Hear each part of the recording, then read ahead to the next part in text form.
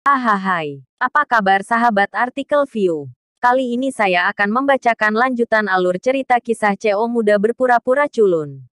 Tapi, sebelum mendengarkan kisah ceritanya, silahkan cari posisi yang nyaman dan jauhi keramaian. Dan jangan lupa pasang headsetnya. Dan inilah alur cerita kisah CO muda yang berpura-pura culun. Episode 283. Kisah CO muda yang berpura-pura culun. Ini adalah posisi VIP teratas. Anda harus memiliki kekayaan bersih lebih dari 1 miliar untuk duduk di sini. Mereka belum pernah melihat kita. Jadi mereka akan kaget. Ariel menjelaskan sambil tersenyum. Hanya seorang miliarder yang memenuhi syarat untuk duduk di sini. Mata Kauri menjadi sama dengan mata orang lain. Karena kekayaan bersihnya jelas tidak memenuhi standar.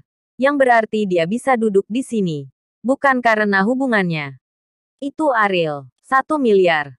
Bahkan untuk keluarga Wijaya, adalah angka yang tak terjangkau. Tapi dia. Kauri menarik napas dalam-dalam untuk menenangkan emosinya. Sebenarnya, aku sangat kaya. Ariel tersenyum. Kauri mengangguk. Setelah Ariel membeli villa di lereng gunung, dia menduga bahwa Ariel kaya. Tetapi dia tidak berharap menjadi begitu kaya. Setelah dimulainya pelelangan secara resmi, banyak lot telah menyebabkan penawaran yang sengit. Tapi Ariel tidak tertarik dengan hal-hal ini. Karena dia datang untuk kalung abadi. Dia tidak akan mengambil tindakan jika kalung itu tidak muncul. Pada saat ini, Muhajir sangat keras. Membayar deposit 10 juta. Dia secara alami tidak ingin kehilangan 1 juta tiba-tiba. Jika dia bisa mendapatkan banyak, setidaknya dia tidak akan kehilangan terlalu banyak. Tetapi untuk saat ini, tidak ada banyak yang nilainya kurang dari 10 juta. Ini membuat Muhajir tidak punya kesempatan untuk menembak. Tapi itu membuat Muhajir cemas.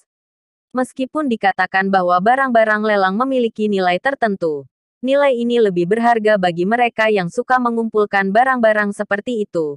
Dan jika Muhajir, yang hanya menyukai permukaan yang mencolok, membeli barang-barang ini, apa bedanya dengan sampah? Bahkan jika mereka dijual secara eksklusif setelah diperoleh, itu juga merupakan kerugian. Bagaimanapun, kelembaban lelang sudah tinggi, dan itu akan menjadi kerugian besar tidak peduli apa. Muhajir sangat menyesal sehingga dia semakin membenci Ariel. Jika bukan karena Ariel, dia tidak perlu menghabiskan 10 juta untuk memperjuangkan wajah ini.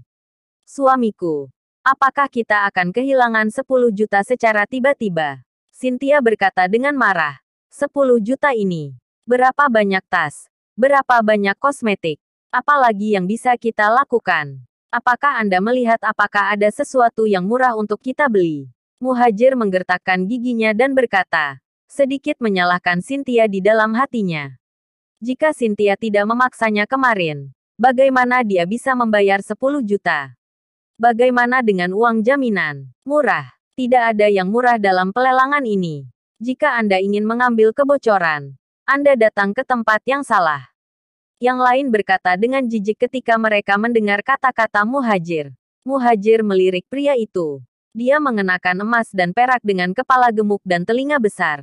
Dia ditemani oleh seorang pria sosial yang tampak seperti adik laki-laki dengan naga dan harimau. Sepotong demi sepotong jatuh ke tangan pembeli. Dan setelah setengah hari, acara utama akhirnya akan muncul. Dan pada saat ini, seorang pemuda datang terlambat. Melihat usia 25 atau 6 di antara, ada juga seorang wanita dengan gaun yang luar biasa seksi. Ikram ada di sini. Sepertinya dia telah mengganti pacarnya lagi. Dia lebih rajin mengganti pacarnya daripada kita dalam berganti pakaian. Aku tidak tahu berapa banyak wanita yang mengantri untuknya di Pulau Bali sekarang. Bisakah kamu rajin? Kurang lebih ada rasa iri dalam kata-kata ini. Karena kehidupan Ikram adalah apa yang hampir semua pria dambakan. Dan tidak ada kekurangan uang dan wanita di sekelilingnya. Ikram, apakah kamu akan membeli sesuatu hari ini? Wanita seksi di sampingnya bertanya kepada Ikram. Dia tidak tahu tentang rencana perjalanan ini sebelumnya. Dia salah mengira itu adalah kejutan untuknya dari Ikram. Dan dia masih seorang sedikit bersemangat. Apakah kamu tidak tahu bahwa kalung keabadian akan dilelang hari ini? kata Ikram. Wanita seksi itu sangat terkejut sehingga dia tidak bisa berkata-kata. Sejak setengah bulan yang lalu, rumah lelang mulai menghebohkan topik kalung abadi. Sekarang semua orang di Pulau Bali tahu tentang itu. Dan dilihat dari foto-foto dari perusahaan lelang, kalung Eternity sangat cantik dan diinginkan semua wanita. Kamu, hadiah yang sangat mahal. Maukah kamu memberikannya kepadaku? Wanita seksi itu tergagap kegirangan.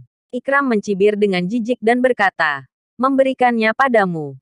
Kamu bahkan tidak memikirkan identitasmu sendiri. Itu dibeli untuk calon istriku.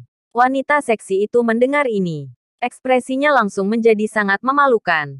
Tapi dia sendiri tahu bahwa menjalin hubungan dengan Ikram sudah cukup dan mendapatkan uang dan kepuasan kesombongan. Beraninya dia berharap untuk menikah dengan keluarga Ikram. Aku tidak tahu wanita seperti apa yang bisa menikahimu. Dia sangat bahagia. Ketika wanita seksi mengatakan ini, dia bahkan memegang tangan Ikram. Meskipun dia tahu bahwa Ikram tidak akan tulus padanya. Dia masih rela tinggal di sisi Ikram. Itu wajar. Wanitaku pasti yang paling bahagia di dunia. Ikram berkata dengan bangga. Ketika staf membawa keduanya ke posisi VIP teratas, Ikram tidak menyangka sudah ada dua orang yang duduk di sini. Dan mereka masih wajah yang tidak dikenal. Ariel hanya memilih untuk mengabaikannya dan memusatkan perhatiannya pada Kaori. Dalam hal temperamen dan penampilan, Kaori lebih baik daripada wanita di sekitarnya. Ini membawa senyum ke wajah Ikram. Selama dia berada di Pulau Bali, tidak ada wanita yang tidak bisa dia dapatkan. Bahkan jika pihak lain sudah memiliki pacar atau bahkan suami. Ikram melepaskan tangan wanita cantik seksi itu, berjalan ke sisi Kaori, dan berkata dengan senyum seorang pria, "Cantik, aku belum pernah melihatmu sebelumnya. Apakah kamu pergi ke Pulau Bali untuk berlibur?" Kaori memperhatikan mata Ikram itu, terus berlama-lama di dadanya. Perasaan pertama yang dia rasakan sangat buruk untuknya. Dan dia berkata dengan dingin, "Aku sudah punya suami." Ketika Ikram mendengar ini, dia melirik Ariel dengan enggan dan melanjutkan, "Tidak apa-apa. Wanita yang ingin saya dapatkan. Bahkan jika Ikram mau. Aku tidak peduli jika aku punya anak laki-laki. Bagaimanapun juga, aku tidak menjalin hubungan denganmu." Kaori sangat kesal dengan sikap memperlakukan wanita sebagai mainan. Dan yang paling dia benci adalah playboy, seperti Ikram. "Aku tidak tertarik," kata Kaori dengan acuh. "Bung, aku sangat tertarik dengan istrimu. Buat penawaran, meskipun kamu bisa duduk di sini. Pulau Bali adalah wilayahku. Melawanku tidak akan berakhir dengan baik," kata Ikram terus terang. Dia banyak perilaku buruk di Pulau Bali. Dan ini bukan pertama kalinya hal seperti ini terjadi. Ketika Anda berjalan di jalan, Anda hanya perlu dilihat oleh Ikram. Bahkan jika pihak lain masih menggendong bayi, dia mengungkapkan sikapnya dengan cara ini, yang dapat digambarkan sebagai arogan dan melanggar hukum. Ariel memandang Ikram dengan ekspresi dingin, dan berkata, "Jika kamu tidak ingin mati, minta maaf kepada istriku." Permintaan maaf. Dia memintanya untuk meminta maaf. Mengerok telinganya dan berpura-pura tidak mendengarnya. "Apa aku tidak mendengar dengan jelas? Bung, coba ulangi apa yang baru saja kamu katakan. Aku tidak mengerti." "Maaf jika kamu tidak ingin mati. Apakah ini sulit untuk dipahami?" Ariel melanjutkan. Ekspresi Ikram tiba-tiba menjadi muram. Dan dia berkata, "Ada semacam orang yang berani berbicara denganku Ikram seperti ini." Pemilik melihat adegan ini. Meskipun dia tidak bisa mendengar percakapan di antara mereka. Tapi dia akrab dengan karakter dan gaya kerja Ikram sekarang Ariel dan dia mungkin memiliki konflik atas Kaori. "Setelah pelelangan selesai, Anda harus membiarkan mereka meninggalkan Pulau Bali sesegera mungkin. Ikram ada di sini. Dan statusnya sama dengan Kaisar. Dan tidak ada yang mampu menyinggungnya. Julius sangat akrab dengan Pulau Batuan Dasar.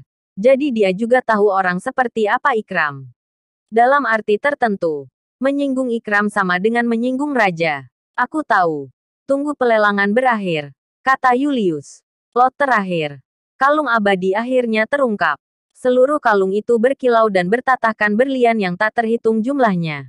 Liontin itu terbuat dari berlian merah muda seukuran telur merpati. Meskipun orang-orang yang hadir telah melihat gambarnya, Hal yang nyata bahkan lebih mengejutkan. Saya percaya semua orang telah menantikannya sejak lama. Saya tidak akan mengatakan apa-apa lagi.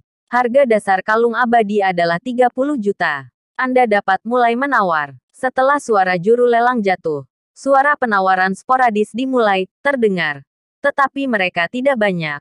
Lagi pula, harga cadangan 30 juta hanyalah tes air. Dan sebagian besar orang yang hadir juga memicu suasana. Kursi VIP dengan daya beli menjadi fokus penonton saat ini. Bersambung.